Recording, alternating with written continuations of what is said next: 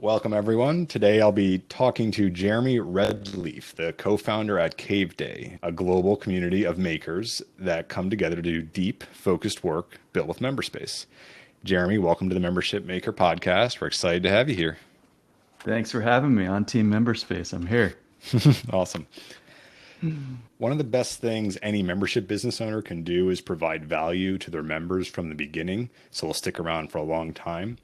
Those initial days are extremely important, and it will be what can later on scale things for any business, right? So what's Caveday's approach on how to delight users in the early days? Yeah, well, it's what we did was just sort of allow ourselves to be in the community and just constantly keep the conversation open.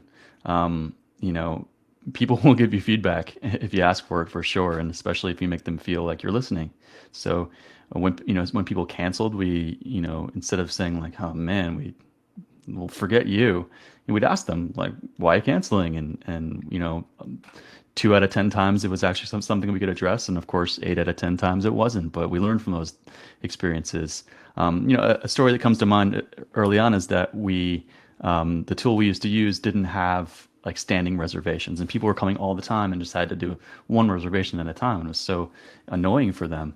But we didn't have we didn't own the code base, so we couldn't just add that feature. So what could we do? So we created a type form, and we were able to do it on the back end for them. So we created a type form place where they could, submit their standing reservations, and then we had to, hustle in the back end to make it happen. But it was a way that we could delight them that, wouldn't have scaled. If every customer did that, it would have been a nightmare. But we were able to speak to that complaint, in an easy way.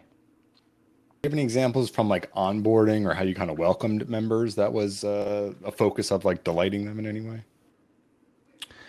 Yeah, so we've played around with different drips and tried to figure out how do we engage members early in that first week or two, and give and frankly we really just let other companies inspire us. There are like a lot of companies that do drips really well.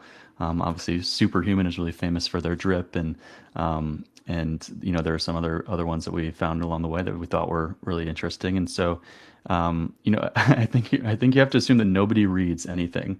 And whatever you think is clear to your customers is probably not clear to 30% of them, or maybe even more. Who knows? So it just requires you to allow yourself to be a little more repetitive than. Basically, we offered any new customer a one-on-one with us for 10, 15 minutes. If you're stuck, book this link. Here's how we use this service. Here's how we think you should use it. Here are things that come up all the time that you probably didn't read in our FAQ that you should probably still know. And we've every time we get more feedback from things that aren't clear, we add that to the drip. But really, we just sort of like over deliver. Like, we're a small company, we're bootstrapped, we're approachable. You can't figure something out, we'll get in there.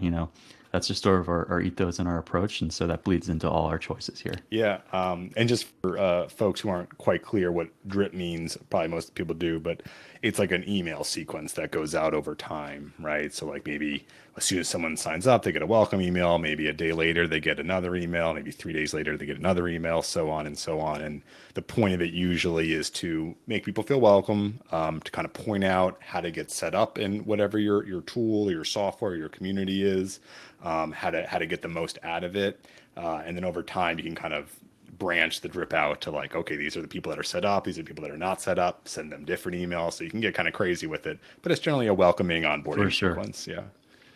Yeah, and thanks for clarifying that. And another thing I'd add to that is that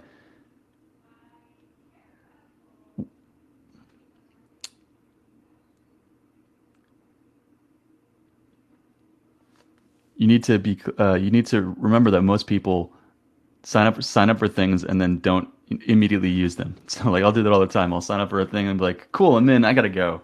And then those drip emails remind me like, "Oh right, I didn't. I'm paying for that thing now. I didn't set it up yet." But if I don't get those pings, I might go 3 weeks, and then I might be a lot more likely to cancel. So it really is important to make sure that people get one, build the habit of using your thing, but to like actually fully set up, because just because they create an account doesn't mean they're in. Yeah. And I think it's an important point, right? Like if after I sign up for X, if the first thing I have to do as a user, as a customer, is like, oh boy, here's a checklist of work that I need to now go do, you're giving me a good chance to be like, cool, I'll procrastinate that and do that later or something. Yeah. So yeah, I think it is important to use the welcome emails, the drip emails to kind of remind people and also to help them get back into the tool. And then it's also an opportunity to think about, hey, how can I take work off their plate, right? Like, how do I make this easy or easier for them, and to kind of constantly be striving, how do I make this easier? How do I make this easier? And it's challenging. It's not simple. It's one of those things that everyone wants to be easy, but most software is not. And everyone can improve in this way, but it's just something to kind of always Yeah. be in the back of your mind, right? Totally. And I've noticed that, I don't know if this is for all sorts of businesses, but I've noticed in our business that people really just have this question of like, I must not be doing this right, or how do the best people use this thing? And so, they're always asking the question, and then, the answer isn't very satisfying. There's no one way to use it. But in the times we've been able to say like people that use it this way, tend to get the most value out of it. People really appreciate that and want to try that way first. So if you can speak to that anyway, I think it can be really, really helpful, because people, just sort of naturally assume that they're, not totally understanding the tool yet. Yeah, and talk a little bit more about the delight concept. Like, for example, at MemberSpace in our early days, I would literally text every single person that signed up. And I've shared this story before on the podcast, so sorry for folks who've heard it, but it's like literally I would text them, and people would think I was like a robot or like not real. They assumed it was some sort of automated text. I'm like, and they'd like send weird messages back. I'd be like, no, this is really me. And then like it would delight people. It would surprise them. They'd be like, wow, that's crazy. Like what good customer support, blah blah blah. And like that kind of thing, that we don't do it anymore for obvious reasons. But when you're first starting, those are unfair advantages. Those are things that you can do to stand out, and that will buy you goodwill, because there will be some rough edges for whatever you're offering when you're first starting. There will be some things that are not simple, that are broken, that could be better, etc. So by building up that goodwill where you can, like with Delight, either texting, setting up one-to-one calls, just being generally available and responsive, that goes a long way towards trying to build a relationship and kind of laying the groundwork of, here's a foundation of members and customers using us that are willing to talk about us and be evangelical about us. And then that's where we can start to grow and spread through word of mouth, right? Yeah, and I think I saw on somewhere on your documents an idea around using Zapier to ping a video app to send video messages to new customers.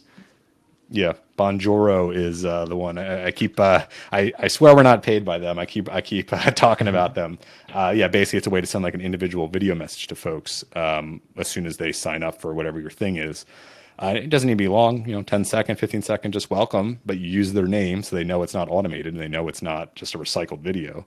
And we've been experimenting it personally at MemberSpace last week or so, and yeah, it's been very interesting. We get some really good positive responses, so it's something to consider. Again, especially when you're Yeah. first starting and you have maybe time as an asset you can use here, and to do something that other companies are just not doing.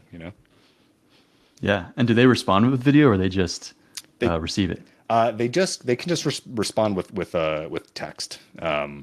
But yeah, generally it's not like, it's generally to start like a support conversation, or just to start a conversation in general, just to kind of kick things off in a nice way, to be like, wow, like this is the kind of company I'm dealing with. Like the founder sends a video to each customer. Like Yeah. that's just a cool thing to start with, right? It's a good way to start a relationship. Yeah, well, I think what you're getting at is that in the bootstrap space, right? How can you use the bootstrappiness to your advantage? How can you, not only delight your customers, but also make them feel seen and like you're approachable, and, what you're going to lack in features or, A, B, and Z, you're going to make up for in being human. Yeah, 100%. Thanks for taking the time to talk with us, Jeremy. We really appreciate it. Would you like to share any resources or recommendations for folks trying to learn more about Caveday? Yeah, sure. Come check us out. We're at caveday.org. And if you use the code MemberSpace, you can get a 3 sprint cave for free. Come check it out. Awesome. Thanks, Jeremy.